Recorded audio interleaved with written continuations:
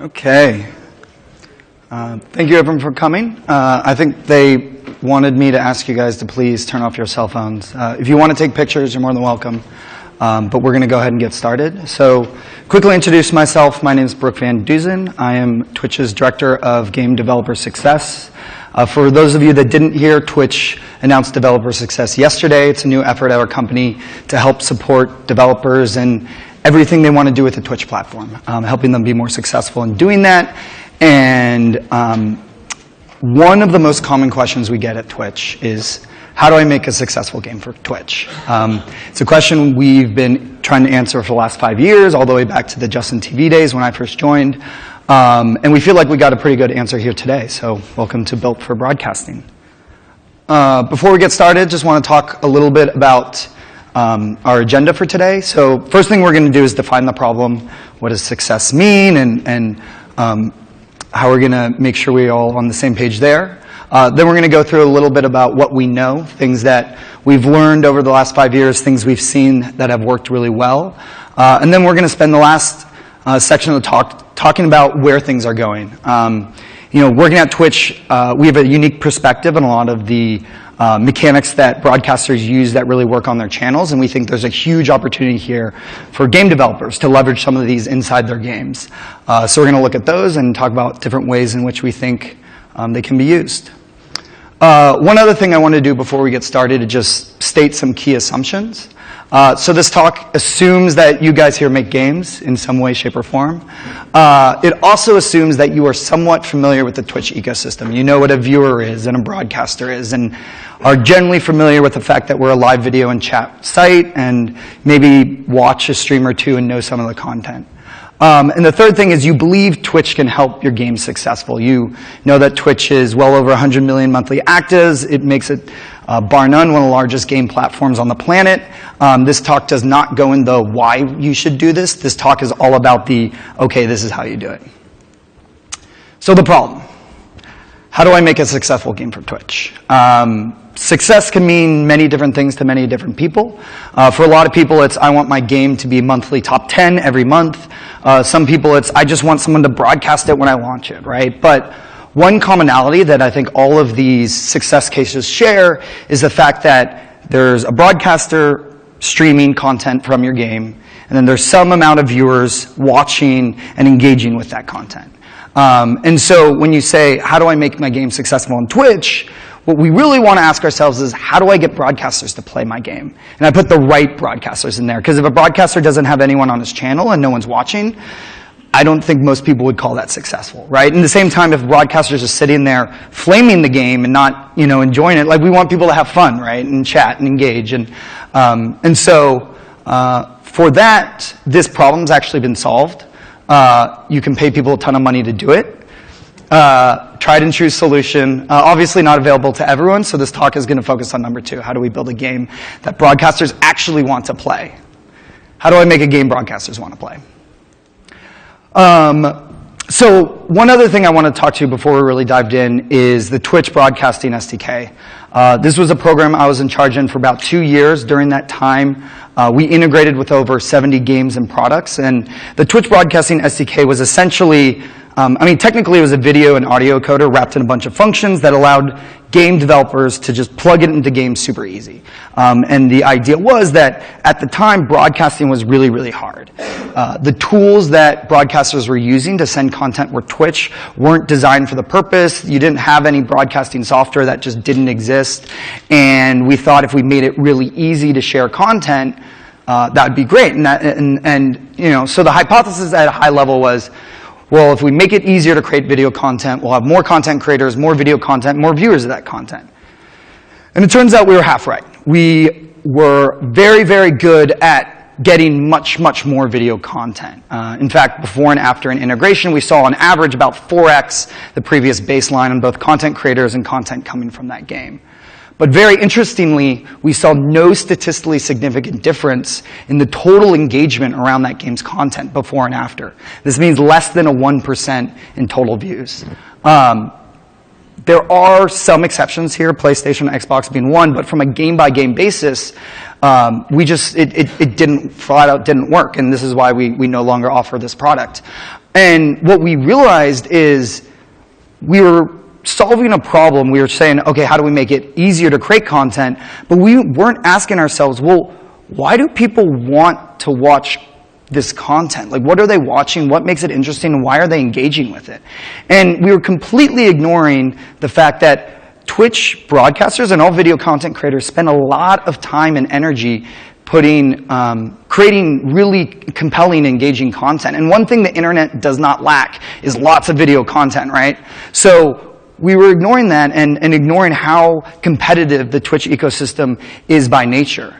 And so moving forward, and this is a key takeaway a lens we apply to every studio and every time we talk about content creation is don't think about how do I make content creation easier. Think about how do I make more engaging content? How do I make that content better? What do my viewers want to watch and how do I provide them with that? And so this is what the lens we're going to use to look at building games today, and I hope you use for everything you do with video content and with Twitch. So what we know. We've seen a lot of trends among studios that make successful Twitch games that we think everyone should adopt. So the first is make your game watchable. There's a term legibility here that I have to give credit to Rama Ishmael and Adam Saltzman. But this is basically the idea that when someone is broadcasting your game and they're playing that game, they have a certain experience and they have a certain amount of information that's in their head. Now, this might not be the same thing as when a viewer comes to a channel and he begins watching that game. He doesn't have the context that that player has, and if he can't understand what's going on and contextualize his experience, he's going to get confused and he's going to bounce. He's going to leave. And so ensuring that viewers are presented with enough information to understand what is happening in a game is really, really important. And there's actually, professional sports do this better than anyone. I think they are masters at the audience experience. And what I mean by this is, so Golden State's our local NBA team in the Bay Area. When I walk into a bar, I know exactly what is going on in this game. I know, this game has 9 minutes left, but if that clock said 8 seconds, well, I mean, they're already ahead, so they've won that game by that point. But if they're down by 1, you knew he had to make that shot or they're going to lose the game, right? And this is true with football. This is true with American football, soccer. All the professional sports are so good at giving you exactly the amount of information you need to contextualize your experience so you can engage with this game immediately. And so game makers should take the same approach. What information do I need to present to my viewers so that they understand what's going on? You can do this with the UI, or more interestingly, you can do this with the game itself. So Adam provided me with these screenshots from Overland. It's the game he's working on. It's still in pre-alpha. But at this point in the game, this player's just been through a ton of shit. And it's dire. He's in trouble. But looking at this scene, I'm not sure if I understand that. But if we change it a little bit, now we say, okay, this looks like something is wrong. I don't know what is wrong, but something is wrong. So this is what we mean by legibility. It's about the UI, but you can do it with the game itself. And we think by taking this perspective, not only are you improving your game from a content creation experience, but you're also making a more visually compelling experience for the players. So something to think about. The best way you can make your game watchable and understand what that means is by streaming it. Streaming your game yourself is the best way you can understand how that game plays in a live environment. You can understand when your chat's confused, you understand what things are frustrating about playing it and interacting with your audience, and it's bar none the most direct way to get feedback about how your game exists on Twitch. There's a separate argument here that, when is too early to show my game? Needless to say, Twitch, we believe you should play your game from the beginning. We're not going to go into that in this talk. But this is something for any studio that is interested in leveraging Twitch as a primary means of distribution, this is something we wholeheartedly recommend. Secondly is work with your target audience. So one of the things that happens, unfortunately, too often as Twitch is a game's released, and a week after, we get a call from the studio or an email, and no one's playing it on Twitch, and they don't know why. And what I want to say is, well, have you talked to anyone? Did you talk to broadcasters before you released it? And so for Twitch, our message here is don't build your game in a vacuum. The best way you can avoid ending up in this situation yourself is to get broadcaster feedback early and often. As you build your game, figure out, okay, who on Twitch would be my early adopters? What are the guys that I think are likely to play my game? Identify them and reach out to them and engage them and say, hey, I'm building a game, I want your feedback. And doing this early and often, when you go to market, you will know exactly what broadcasters think about it and whether they're going to play it. And hopefully those guys that you engage will be your early adopters anyway. Now, admittedly, Twitch has not done a great job at connecting broadcasters with game developers. One of the things that Developer Success is hoping to solve moving forward, and we'll give you some opportunities to get involved in that later. But we do have a little bit of advice for choosing broadcasters. So the first is to work with smaller guys. These guys are hungrier, they're more keen on growing their channel, and they're more open to newer opportunities. The top guys have just essentially more to lose. And keep in mind, when you engage these guys, there's a ton you can do to help broadcasters be successful. And I was talking with Co Carnage the other day about this. He's one of the Twitch's top variety broadcasters. And I just asked him, I said, Co, what are the top things that you would want from a studio to help you in this context? And this is what he said. Promotions on their email lists, promotions on their Twitters, free copies to give away, developer interviews, developers dropping by your channel, developers Q&Aing in your channel, developers willing to Q&A on stream, promotion outside of social media, hell, in-game promotion. You know, a lot of companies these days are putting like Twitch stuff inside their games. Where you know, like right now I'm looking at culling, and I'm on the main page of the culling thing right here, and it talks a little bit about Twitch in the bottom left. If a company were to offer me a shout out or something like that, or to a list of Twitch viewers, that would be huge. That'd be a huge incentive for me to jump on and help them. So really anything they would do to help us. So yeah, so our hope is moving forward that we develop these symbiotic relationships, right? The broadcaster's giving you feedback, and then you in turn are helping that broadcaster grow and be more successful. Here's a list of everything Co said. I'm sure there's way more items you could potentially add to here. But just keep in mind, when you approach broadcasters, you know, do this in a way that lets them know that you have their best interests in mind as well.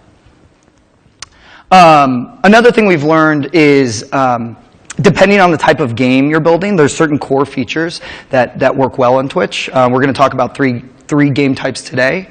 The first is competitive multiplayer. So, very common question, Twitch, how do I make my game an esport? Well, the first thing to understand about esports is the term esport is simply a label for hyper-competitive games that have an established competitive community around them, right? So when we talk to game studios about building an esport, really what we're talking about is, okay, what features does your game need in order to develop a competitive community around that game? So there's several core features that we've identified. Keep in mind this list is not exhaustive. We actually have a ton of features I could include here. This is just an example. And at Twitch, we actually have an esports team now. So if you are interested in competitive multiplayer, like everything with Developer Success, please reach out. We're more than happy to help you here. So the first is private matchmaking. In order to get community to self-organize tournaments, you need to give them the ability to create matches. Pretty straightforward. The second is broadcaster tools and/or spectator mode. So now that your community is able to create tournaments and play, you know, the top players are able to play each other, well, we want to create content around those matches, right? We want to get other people engaged in this competitive environment. But if I have the best player in the Canada that needs to play the best player in the UK because they're the best player in the world, and I don't have a spectator mode, well, I have to fly both of those guys out, put them in the same room, plug video cables into their machines, and then mix all that video on a production studio. Needless to say, really hard. A spectator mode allows me to have the best player in Canada playing the best player in the UK, and then our production studio here in San Francisco with shoutcasters and a nice camera and good audio, and that's great, and that's great content. We just announced Rocket League. You know, the first 3 rounds of that league are all digital rounds taking this format. And then for the spectator mode, you know, talking about what we did before, well, now we can use that to make that game more legible, to add all that contextual information that viewers need to have a great experience watching. And the third is a ladder system. If you're going to expect players of your community to invest a disproportionate amount of time becoming expert at your game, you want them to be able to say, I am the best player in the world at this game, or I am top 10, I am top 100. And then more importantly, you want everyone else to aspire to be the top 1, top 10, top 100. So make sure you give your top players prestige and everyone else something to build towards. And again, non-exhaustive, but just an advantage for competitive multiplayers. So TLDR, if you want this, focus on building these. These are made up of thousands and thousands and thousands of these. And I hope everyone saw the guy in the ceiling with duct tape, because I think it's hilarious. All right. Speedrunnable platformers. So speedrunning, if you guys aren't familiar, is a playthrough of a game whose goal is to complete it as fast as possible. Usually the goal is to finish the game. Sometimes it's to 100% the game. But speedrunning on Twitch is huge. If it were, they play all different types of games, but if they were grouped together, it would be a top 5 game in North America. And they also run some of Twitch's largest events, the best known of which is probably Awesome Games Done Quick, which saw well over 8 million uniques this past January. So obviously a huge community, a huge opportunity to give your game visibility. And there's some things that the speedrunning community needs to have. The first is to eliminate randomness. So speedrunners like perfection via practice. And if someone is going to play a game and do everything perfect and still die because of a random event, well, that's just unacceptable. They're not even going to start to attempt to do that because there's no point in practicing. For procedurally generated games, it's important to be able to allow the community to set the seed, so they say, which basically means that you want to have speedrunners be able to do apples-to-apples comparisons of each run. And procedurally generated games, there's always the argument that, okay, if it's random, someone got an easier run than the other person, so you want to be able to take that out of it. You want to be able to make all cutscenes skippable. Speedrunners die a lot, and if they have to wait before they restart a round, they're going to get frustrated. And not only maybe start the round at the beginning, but start rounds throughout the match, right? And dictate where they start so they can practice certain sections. And then third, and this is true for all games, reach out to the community. Speedrunning community is one of the nicest communities on Twitch, and they are super helpful. They love attention. They love it when game developers build for them. And you know, they exist on Speedruns Live. They exist on Reddit. And remember, if you're building a game for speedrunning, or at least that is aimed at that, you essentially become a part of that community. So take that role. Make sure people know you, know who you are, and build for them. And this is true for everything else. You know, if you're building a real-time strategy, Liquidpedia and Team Liquid, right, are great sources to reach out to those communities, right? So figure out whatever type of game you're looking at, identify where that community exists, and reach out to them. Third are sandbox-style games. So open world games with a lot of emergent gameplay. While I can't tell you how to build those, we can look at them and learn a lot from them because they're really popular on Twitch. And essentially what they do is they allow broadcasters to be entertainers. The emergent aspect of that gameplay leads to a lot of unexpected, unpredictable events. This gives broadcasters something to create entertaining content around, reactions, banter with their audience. Remember that broadcasters have their own personality and their own brand. Just like we know Michael Jordan for his iconic dunks, every broadcaster has this thing that his community kind of knows him for, and usually like a set of emotes and what source. So open world games allow broadcasters to really shape the game in their own personality and their own brand and give them a stage to be a performer on. And then it just leads to a lot of content possibilities. The more content you have, the more content you can create around, and the more stuff you can do with that content. Even if it's as dumb as, you know, sitting there and like building a house. So, you know, things that we would normally see mundane, broadcasters can make really entertaining by, again, using it as a platform to create more entertaining content. So that was a little bit about kind of what we've learned over the past 5 years. Now, let's talk a little bit about where things are going and why we're so excited about this. In general, we believe live streaming as a medium is still in its infancy. One of my favorite examples that I like to give here, which I have to give credit to our friends at Outpost Games, is we think Twitch now is a lot like film's early days.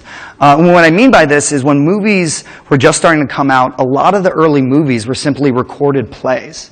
And when you think about it, it kind of makes sense. At the time, stage plays were the dominant form of entertainment, and when you recorded it and distributed it, well, you just added value to that ecosystem, right? People that couldn't see the play live could watch it recorded and still have, a cool experience doing that. But it wasn't until filmmakers realized not only could they bring the camera out of the theater, but more importantly, they didn't have to film the entire movie in one continuous shot, right? They could film scenes independently, and camera motion techniques were invented, and then sound and color and all these things that deepen film as a storytelling medium and turn it into the entertainment industry we know today. Well, we think Twitch is a lot in that first filming plays mode, and what I mean by that is right now when you look at Twitch, you have two distinct interactive ecosystems. You have the broadcaster who's playing the game, and then you have the broadcaster that's interacting on Twitch. And these two things don't talk to each other. And both are really consuming. Like, I don't know if you've ever tried to talk to like thousands of people at once, right? Or play any game today. They're both really, really hard. And where we believe things should be going is that the game should acknowledge not only the person playing, but also the community that's interacting with that person and the interactions between the broadcaster and his audience, right? And treating this as one ecosystem opens up a lot of really interesting development possibilities. Luckily, we don't have to guess at what these are. For the last 4.5 years, the community has already been pushing the bar for engagement on their platform. And by looking at what they do and how they're successful in engaging their audience, we can identify features and ways in which we can make the games for Twitch more engaging themselves. So how do broadcasters engage their audiences? The first is what we like to call inclusion, and this is very basically broadcasters love playing games with their viewers. Or more importantly, viewers love playing games with the broadcaster. This is probably one of the most prominent monetization mechanics on Twitch. Broadcasters will play with their subscribers. It's one of the biggest drivers of subscriptions as a product on Twitch. And Team 2G, for example, went so far as to trademark the term subwars. And not only that, they developed some technology to make it easier for Trick2G and his team to play with their audience, and not only play with their audience, but to have one channel play another channel, and then the broadcasters become shoutcasters of this, channel intermingling. And Sub Sunday is essentially an everyday term on Twitch these days. So the problem is, it's really hard to organize these matches. And I was talking to Das Mendy the other day, another prominent broadcaster on Twitch, and he kind of explained to me what this was like. So let's take a listen. To give you a concrete example from last week, this is what I had to do. I had to say, I just gotten done playing a match. There's like 16 people, let's say, who are waiting in my Discord channel. They want to play with me. So first off, in order for them to get in the Discord channel, I have to be like, all right, guys, if you really want to play, it doesn't matter what your rank is, go to this Discord channel, let me post the link, and now people missed the message, I got to repost it, blah, blah, blah. Now people are filling into my Discord channel waiting to get invited. I launch my game, and then I say, all right, if you want to play, add me to your friends list and let me know in chat what your name is. So then I have to go through each person and add them, and then people are like linking their profiles. And I'm like, bro, no, fucking add my name. Don't give me yours. It's more difficult because, you have your name and then you have your username. It's like two different things. Like some guy's name is like, I don't know, Potato Lord or something, but it's like, Candy Cane Princess, like on there, it's like completely separate. And then they have a different name on Discord, so I don't know who to pull in. And now all of a sudden, I forget to make my match private, so people are just like jumping into my game. And so it's a huge mess. And now all of a sudden, okay, we play our match, and now there's people who are like, dude, what about my turn? He got to play last time or whatever. And I'm like, God damn it. Like, hold on. It was such a mess. And bear in mind, this is a game that most people already have downloaded, already have set up, etc. Now, if you take it to the next step where it's like a brand new game where like there's all these additional steps that may be needed to set up the game, you may screw up the first time, whatever, just the fact that you have to bring people in just adds this huge level of complexity where I honestly think some broadcasters, like especially if they're big, may not even want to deal with, as opposed to a system where you click a button and literally it's all there. It's got a button to, randomly invite or only invite people of a certain rank or whatever. you know, and right, like that process. If it's nice and simple, all of a sudden you've solved a huge problem for broadcasters. So yeah, so lots of stories. I could play these clips all day. And I forgot to mention, I did blank out the name of the game, but this is true for all games that broadcasters want to play with their audience. And so we think there's a huge opportunity here. If you focus on this and you focus on the idea of, okay, how can we enable this interaction to happen more easily? Again, just like you said, you solved a huge problem for broadcasters, but there's other benefits as well. Streamline is one of the games we announced from Proletariat out of Boston. They'll be at our GDC booth Wednesday through Friday, but they've focused on this problem and focused on, okay, how do we make this easier? But we also discovered something really interesting as well in this process. So Punji Stick is one of the broadcasters that we were testing with, and we ran a play test with them on February 12th between Punji Stick and then the Proletariat staff. And after the play test, we asked the audience, you know, did you enjoy watching Streamline? 10 means yes, 1 means no. Most people really enjoyed it. You know, we had a couple 3 and 4s. But then the next week, we came back, exact same build, exact same community, exact same channel, except this time Punji Stick was playing with his own audience. And the score was almost twice as high. And, you know, granted this is one data point, but what we think is happening here, and this is something I experienced in my own life, you know, when my friend is like, hey, do you want to come to my kid's soccer game? I'm like, not really. You know, like I'll go if you want me to, but I'm not, you know, I'm not going to like really enjoy watching a bunch of kids play soccer. But if it's my own kid and, you know, all his friends that I know really well, that's totally different, right? And so we think by enabling broadcasters and audience interaction to happen more freely, you're not only solving a problem, but you're creating a system where the community is going to enjoy it more, and that's going to reflect positively back on your game, and eventually help your game be more successful on Twitch. Another awesome thing, so Lumberyard has started to tackle this problem as well. Twitch Join-In is a feature that allows viewers to join a game from one click with Twitch chat. And so we're really excited about this and excited about the support that Lumberyard's been giving us here. A second way in which broadcasters engage their audience is what we call recognition. And if you've spent any time on Twitch, you see this all the time, where a broadcaster is playing a game, and then you get this full screen takeover thing that says, Colston donated $50, or whatever it is. Someone subbed, and there's usually a custom message there. Well, this, in general, viewers love being given attention from the broadcaster. And the broadcaster gives this out like currency, right? Quite literally, people pay lots of money to have their name appear on stream and for the broadcaster just to say hi to them. This happens outside of games. You can pay to have your name appear on the Jumbotron if you go to like an A's game in Oakland, right? A baseball game. Simply because people like that attention, right? The problem with this system, hopefully, is pretty obvious, but it's totally non-contextual. You're literally taking over what I was watching with some message that I don't really care for as someone that didn't pay for this, and subtracting from my experience, and causing the broadcaster to have to stop playing and look up and recognize that person because, you know, they want to encourage that, and so on and so forth. And we just think there's a better way. And some studios have started to approach this already. So this is a game, Gilded Dungeoneering, that very simply allows you to name all the characters.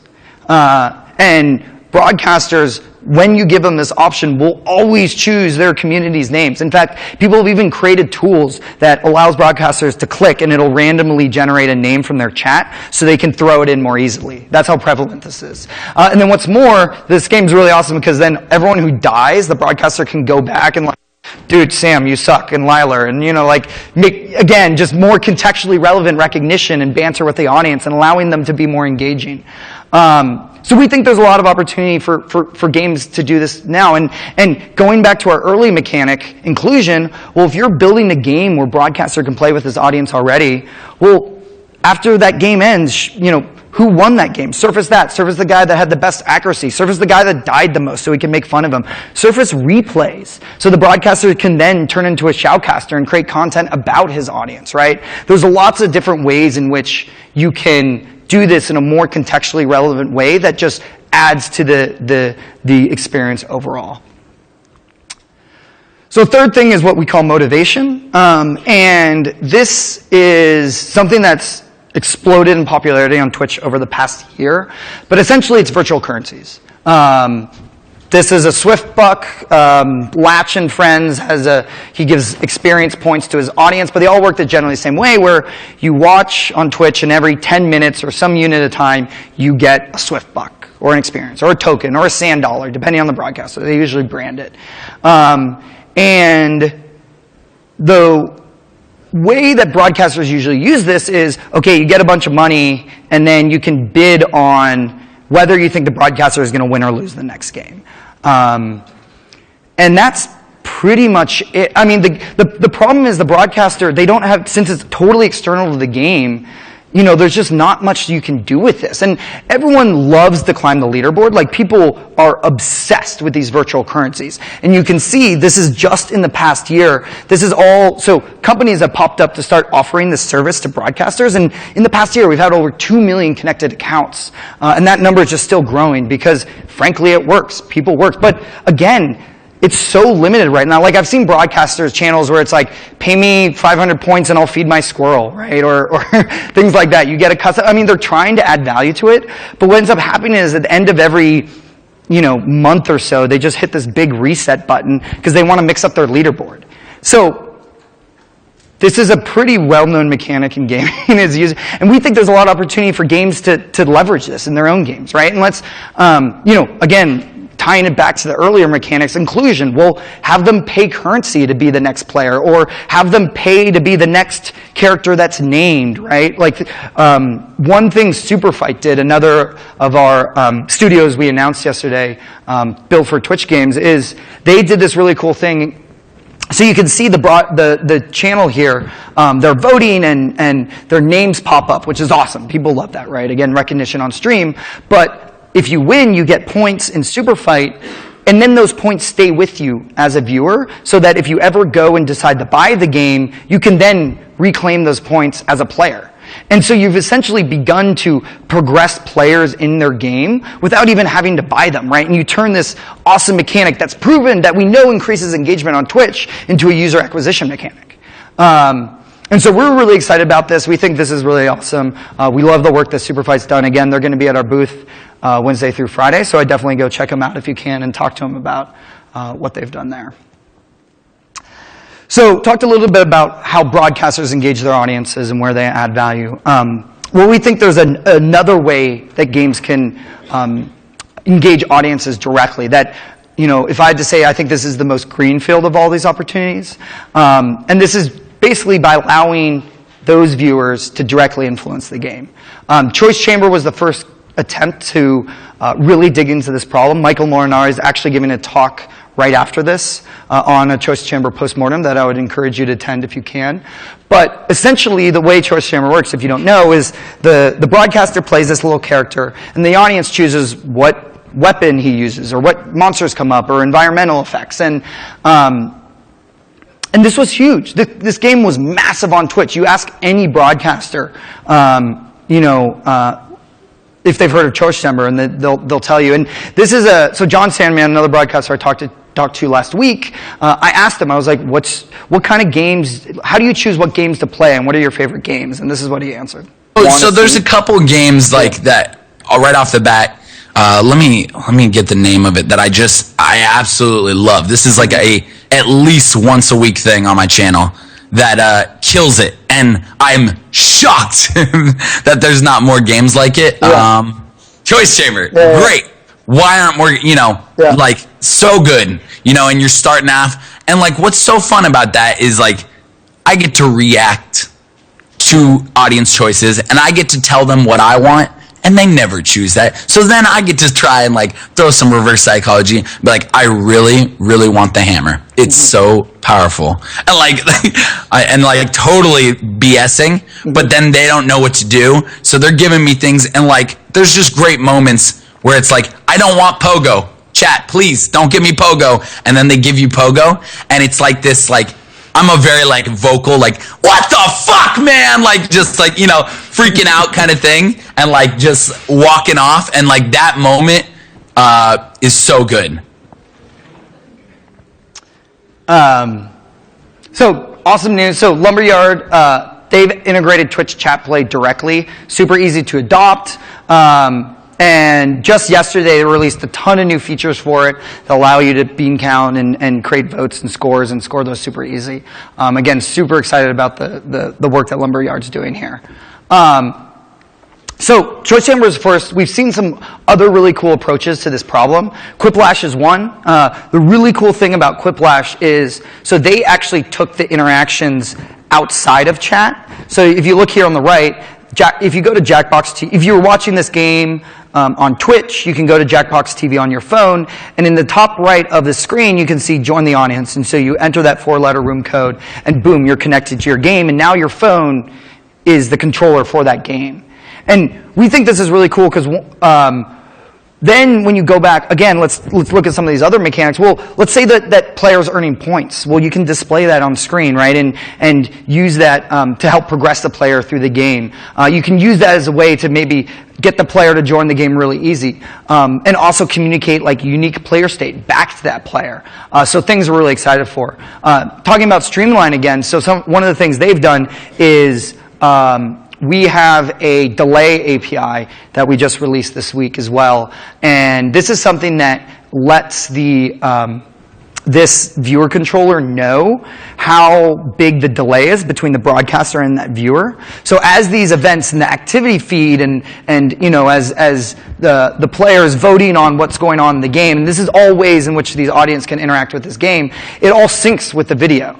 So which for us is really cool because it looks like it's all, you know, one thing in live. And if you know the latency issues with Twitch chat, we think this is an awesome way to do it. And in general, you know, there's opportunities here when you look at the vote to directly influence the game, and then they give a lot of fun things for viewers to do with their own time, right? They watch it as you gain.